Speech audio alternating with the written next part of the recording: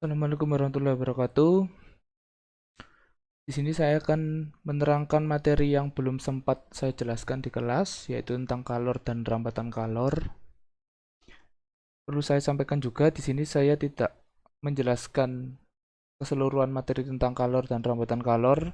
Yang saya jelaskan hanya yang sekiranya akan keluar pada saat kalian PAS. Langsung saja saya mulai. Pertama kita akan ke materi kalor. Di sini ada pengertian kalor jenis. Kalor jenis suatu benda didefinisikan sebagai jumlah kalor yang diperlukan untuk menaikkan suhu 1 kg suatu zat, baik zat padat maupun zat cair sebesar 1 derajat Celcius. Kalor jenis menunjukkan kemampuan suatu benda untuk menyerap kalor. Semakin besar kalor jenis suatu benda, maka semakin besar pula kemampuan benda tersebut dalam menyerap kalor. Secara matematis, kalor jenis dirumuskan yaitu Q per M kali delta T. Q itu adalah banyak kalor yang diterima atau dilepas, dibagi massa zatnya dalam kilogram dikali delta T atau perubahan suhu suatu benda. Atau jika kita ingin mencari banyaknya kalor yang diterima atau dilepas suatu zat, bisa dirumuskan dengan massa dikali kalor jenis dikali perubahan suhunya. Kalor jenis itu satuannya Joule per kilogram kali derajat Celcius. Massa dalam kilogram. Di sini delta T-nya salah ya, yang benar adalah derajat Celcius. Lalu untuk satuan kalor yang dilepas atau yang diterima, satuannya yaitu Joule. Lalu pada materi kalor ini ada asas Planck. Asas Planck yaitu ketika dua zat dicampurkan, maka banyaknya kalor yang dilepas zat yang suhunya lebih tinggi sama dengan banyaknya kalor yang diterima zat yang suhunya lebih rendah. Jadi misal ada pencampuran antara zat cair yang memiliki dua kalor jenis, seperti misal mencampurkan air dengan air raksa seperti itu, maka bisa digunakan asas Planck. Energi selalu kekal sehingga benda yang memiliki temperatur lebih tinggi akan melepaskan energi sebesar Ql atau kalor lebur, dan benda yang memiliki temperatur lebih rendah akan menerima energi sebesar Qt atau Q terima dengan besar yang sama. Untuk pencampuran dua zat itu bisa langsung dijadikan persamaan seperti ini ya. Jadi Q lepas sama dengan Q terima. Lalu di bawahnya diturunkan M1C1 delta T1 ini artinya untuk zat awal atau zat 1. Untuk zat 2-nya kalornya bisa dirumuskan dengan M2C2 delta T2. Lalu untuk lebih mudahnya kan delta T1 sama dengan T ini adalah suhu campuran dikurangi suhu akhir, dan untuk delta T2 ini suhu campurannya dikurangi suhu akhir dikurangi suhu campuran. Jadi dibalik ya, antara delta T1 sama delta T2. Lalu diturunkan seperti persamaan bawahnya ini.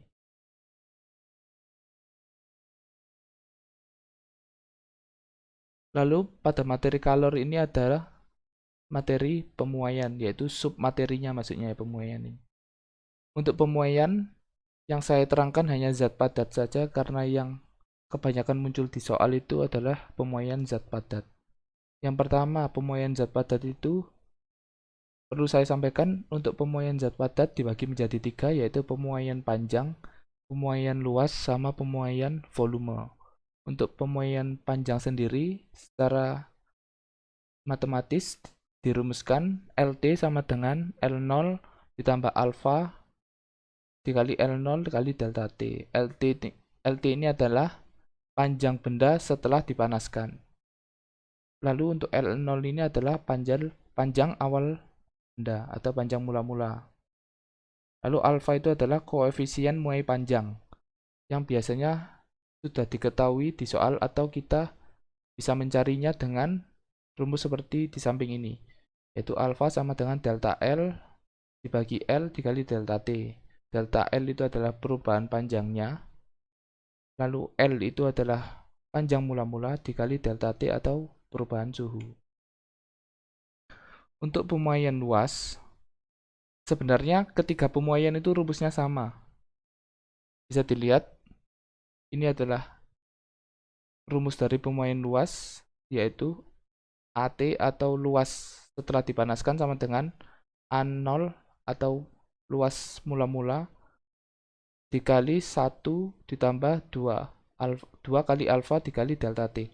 Bisa dilihat rumusnya sama seperti pemuaian panjang, hanya kalau pemuaian panjang menggunakan panjang awal dan panjang akhir, untuk pemuaian luas menggunakan luas awal dan luas akhir.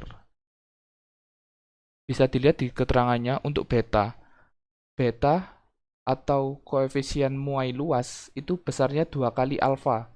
Jadi jika di soal diketahui, misal kita mau menghitung pemuaian luas dari suatu plat besi, misal yang diketahui adalah koefisien muai panjang dari besi, maka untuk menghitung pemuaian luas, kita hanya tinggal mengalikan 2 alfanya. Jadi alfanya dikali 2 dari pemuaian panjang besi tersebut. Atau kalau misal tidak diketahui pemuaian panjangnya, kita bisa mencari betanya, yaitu perubahan luas suatu zat padat dibagi luas mula-mula dikali delta T atau perubahan suhu. Untuk pemuaian volume juga sama ya. Rumusnya bisa dilihat di tanda panah saya, itu adalah sama, yaitu VT atau volume akhir setelah dipanaskan sama dengan V0 atau volume awal dikali dalam kurung 1 ditambah gamma dikali delta T. Gamma itu besarnya 3 kali alfa. Kalau tadi beta besarnya 2 kali alfa, kalau gamma 3 kali alfa. Jadi dikalikan 3 aja alfanya. Sama rumusnya ya. Biar tidak mengulur waktu, saya lanjutkan ke materi berikutnya, yaitu rambatan kalor. Itu rambatan kalor ini dibagi menjadi 3, yaitu konduksi, konveksi, dan radiasi.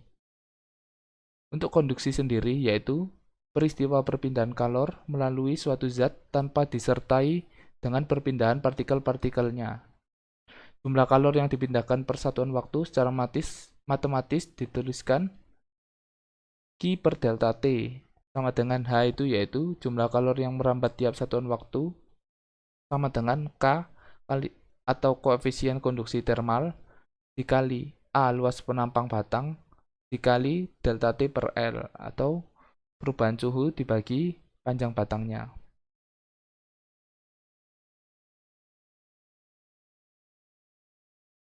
Bisa dihafalkan ya rumusnya. Untuk konveksi, pengertiannya yaitu peristiwa perpindahan kalor yang disertai perpindahan massa atau perpindahan partikel-partikel zat perantaranya.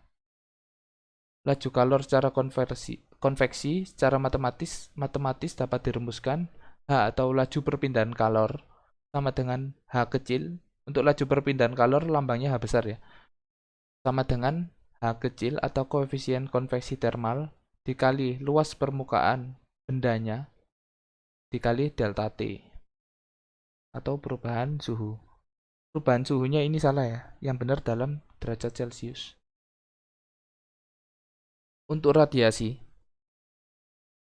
yaitu pengertiannya perpindahan kalor tanpa zat perantara. Bisa dilihat seperti gambar.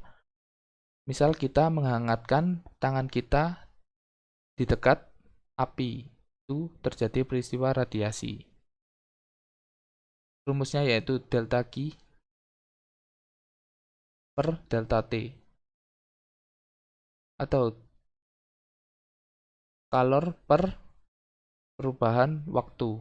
Ini adalah delta Q atau perubahan kalor pada radiasi sama dengan E atau emisivitas bahan dikali tetapan Boltzmann.